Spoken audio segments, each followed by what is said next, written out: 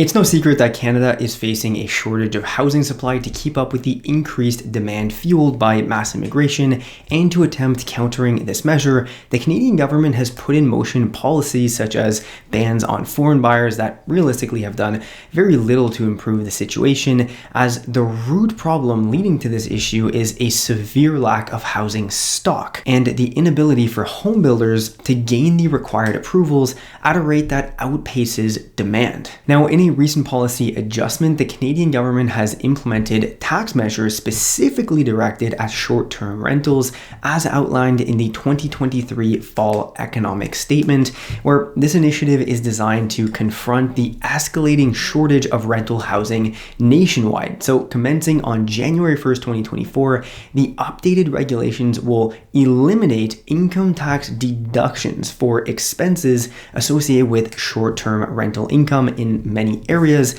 including interest expenses, particularly in regions where such rental, short terms that is, are prohibited. This policy change, targeting platforms such as Airbnb and Vrbo, attempts to address the rental housing crisis, particularly in major cities like Montreal, Toronto, and Vancouver, where in 2020, around 19,000 homes were used as short-term rentals across these cities, which realistically is a number that's most likely increased over the past 3 years, as in BC alone, we have data suggesting that we're looking at more around 28,000 listings as of more recently in that province exclusively. Now, the government's decision here tends to align with a more global trend seen in countries like Australia and Italy, responding to the imbalance in housing supply and housing demand, exacerbated by Canada's immigration-driven population growth and the housing market surge during the COVID-19 pandemic.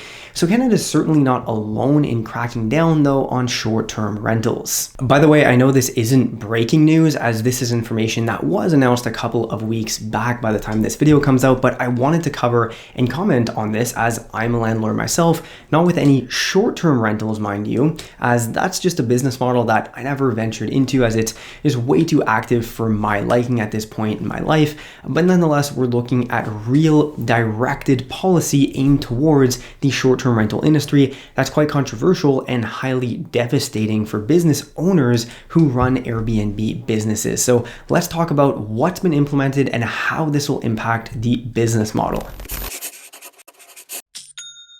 All right, so in addition to the lifting of tax deductions for short-term rentals, which we'll talk about more shortly, the Canadian government also mentioned that it's earmarked around $50 million over a 3-year period beginning in 2024, so $17 million per year respectively, to bolster municipal enforcement of the newly implemented restrictions, where this financial support is aimed at aiding municipalities to efficiently regulate and curtail the prevalence of short-term rentals, ultimately enhancing the accessibility of long-term housing options. That's the goal, at least. And look, when I read this, all I can really do is shake my head, because our, say, 40,000 rental units across large Canadian metropolitan areas really going to have an impact on the supply available for overall long-term rentals? Yes, for sure, around, say, 40,000 units across the country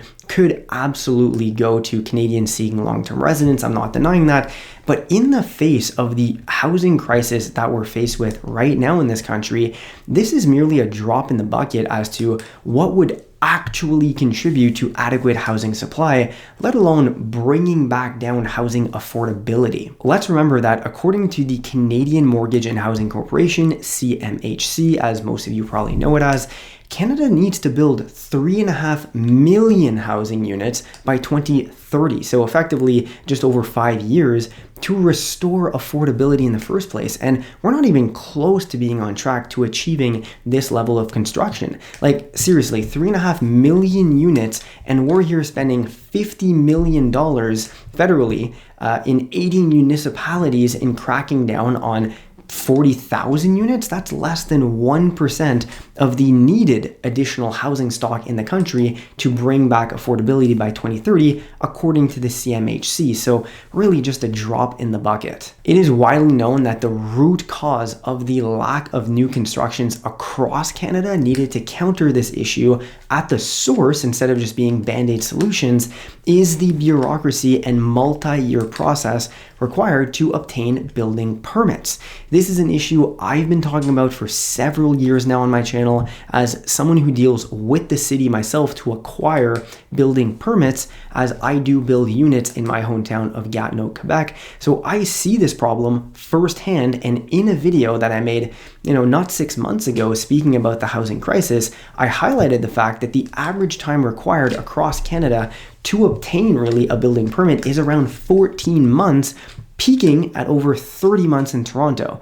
This is the major root cause of the problem, not the 40,000 short-term rental units across the country. So just imagine what $50 million in municipal aid could do if directed towards increasing the capacity of these municipalities to assess and issue out permitting for new constructions across Canada. That would undoubtedly have an immeasurable impact on unlocking new supply rather than focusing $17 million a year on helping these municipalities crack down on the maybe 10,000 short-term rentals per metropolitan area. To me, it just doesn't make sense. And this is kind of going a little bit off topic and kind of just speculation, but I know that in my city of Gatineau, for example, it's always the same people that I'm dealing with when I'm looking to acquire new building permits. It's literally a pool of maybe 10 analysts. Think of what the annual salary for one of those people actually is. It's probably $70,000 to $100,000, I'm assuming. So, $50 million put into even just giving more resources to these municipalities to hire more analysts and people who are able to analyze the requests and issue out permits, directly working on increasing the amount of capacity and output for building permits, and that's at $75,000 a year salary. That to me would be a much better use of that capital than putting it towards trying to crack down on short-term rentals. But that's just my view. What do you think? Comment down below. I'd love to hear your thoughts on the topic. All right, so at this point, we know my stance on how effective I believe this will actually be, but let's look at how these new measures will impact short-term rental owners and operators. The legislation encompasses several different measures, including the escalation of fines, mandatory data sharing by rental platforms, and the restriction of short-term rentals to principal residences only in larger municipalities. So essentially, you can't go out and buy a condo or buy a house that isn't your primary residence and then rent it out on Airbnb or Vrbo as a short-term rental. Additionally, for local regions where short-term rentals are entirely non-compliant, owners will not be able to deduct expenses from the income, essentially rendering the profits non-existent, because short-term rentals are expense pits, very expensive to run, even more so than long-term rentals. So not being able to deduct the expenses essentially renders this business model useless. Furthermore, the legislation is going to be tightening control over short-term rentals, introducing increased fines for local governments reaching up to $3,000 per infraction per day, and for additional districts up to $50,000 in fines. So massive fines as well, ultimately steering people away from doing this and discouraging them in the face of massive fines. Rental platforms are also now mandated to share host data for enforcement and tax auditing, with a requirement to promptly remove unlicensed listings. So basically, the government just wants to have their nose in everything as always, nothing necessarily new there. And the law further stipulates that short-term rentals in larger municipalities must be limited to the host's principal residence, as just mentioned, with some exemptions for smaller communities and resort areas, because, of course, a lot of the units on Airbnb, at least in Canada, aren't condos in the middle of the city. They are going to be cottages and vacation rentals outside of the large metro areas anyways, not necessarily impacting the housing crisis at its core. Additionally, a provincial host and platform registry will be established by late 2024, that's the plan for now, accompanied by a dedicated enforcement unit to ensure compliance. Like, you can't make this up. This is going to cost Canadian taxpayers hundreds of millions of dollars once implemented and ongoing in the future. Now, the obligation for short-term rentals to be the host's principal residence will be applicable to communities with a population exceeding 10,000 people and those situated within 15 kilometers of such municipalities. Communities boasting a vacancy rate exceeding 3%, as outlined in the latest CMHC data, can apply for exemptions from this regulation though.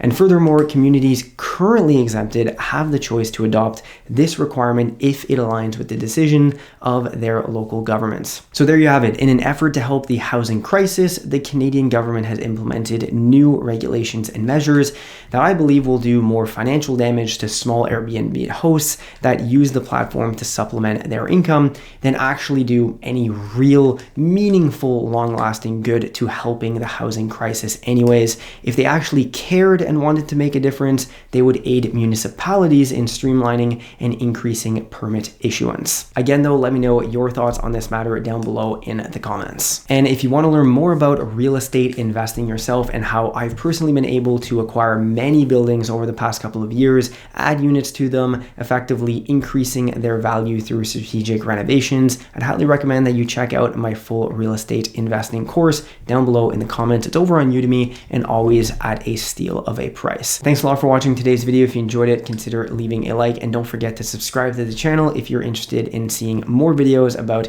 Canadian investing, personal finance, and business related news. Thanks a lot for watching and I'll see you in the next one.